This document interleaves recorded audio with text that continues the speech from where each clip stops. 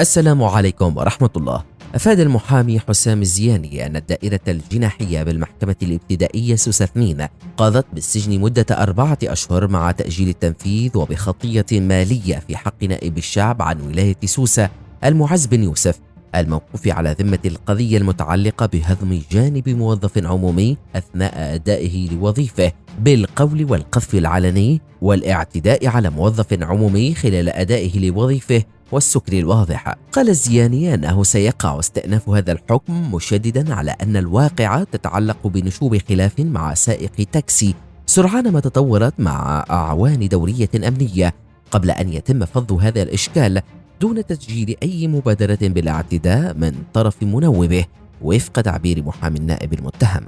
وقال أن الوحدة الأمنية توجهت إلى منزل النائب المعز بن يوسف بمنطقة القلعة الكبرى وجلبته إلى مقر فرقة الشرطة العدلية بحمام سوسة قبل أن يتقرر الاحتفاظ به، في حين قال سائق التاكسي بأن النائب المعني طلب منه منحه هاتفه الجوال لإجراء مكالمة لكنه أبدى رفضه، فامتعض الأخير ووجه له شتائم قبل أن يكشف له عن هويته بصفته نائب شعب، فاستنجد سائق التاكسي بأعوان دورية أمنية، لكن النائب واصل عربدته على السائق وأعوان الدورية. يبدو من خلال هذه الحادثة وبعض الحوادث الأخرى المتفرقة أن بعض النواب لم يستوعبوا بعد دورهم في فترتهم النيابية ويستغلوا الحصانة لأغراض شخصية، أو كما وصفهم رئيس الجمهورية بالمتسللين: صدق من قال نكبتنا في نخبتنا، عوض أداء دوره الرقابي والتشريعي وإنقاذ ما يمكن إنقاذه من وطن جريح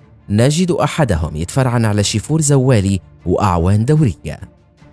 أكد الصحفي توفيق العوني أن السلطات التونسية نفذت عملية نوعية في الساعات الماضية، وقد أمكن على إثرها حجز ملفات فساد من العيار الثقيل في أحد المكاتب بوزارة العدل. وأضافت ذات المصادر بأنه تم حجز سيارة إدارية ووثائق في غاية الخطورة، وقد تم تشميع مكتب. وأكد توفيق العوني بأن هذه العملية سيترتب عنها تحقيقات وسماعات وإيقافات كبرى، وما زالت العملية مستمرة بإذن مباشر من الرئيس القائد الأعلى للقوات المسلحة رئيس الجمهورية قيس سعيد وفق قوله.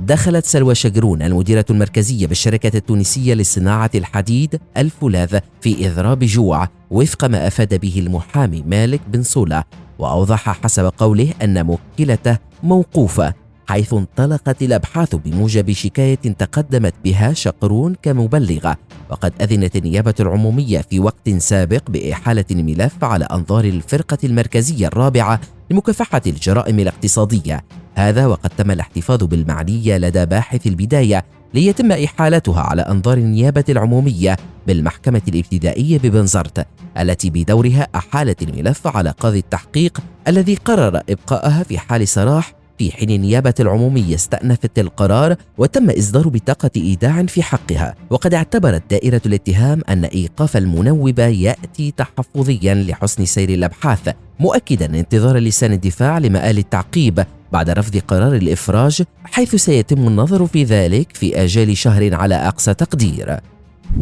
قضت الدائرة الجنائية المختصة بالنظر في قضايا الفساد المالي لدى محكمة الاستئناف بتونس بالسجن مدة 4 أعوام في حق رجل الأعمال سليم شبوب، وذلك على ذمة قضيتين بمعدل 2 سجنا على كل قضية مع خطايا مالية بملايين الدينارات. وتعلقت القضية الأولى بشركة بترولية كان شبوب يملك جزءا من رأس مالها، وحكم من أجلها ابتدائيا ب6 أعوام سجنا قبل أن يستأنف الحكم المذكور، وتقضي الدائرة الجنائية للاستئناف بالنزول بالعقاب البدني إلى 2 عام. وتتعلق القضية الثانية بمارينا جمرت، وقد صدر بشأنها حكم ابتدائي قضى بسجن سليم شبوب مدة 8 أعوام ليتم تعديل العقوبة السجنية من طرف محكمة الاستئناف بتونس، وذلك بالحط منها إلى 2 سجنا مع خطايا مالية على ذمة القضيتين تقدر بملايين الدينارات.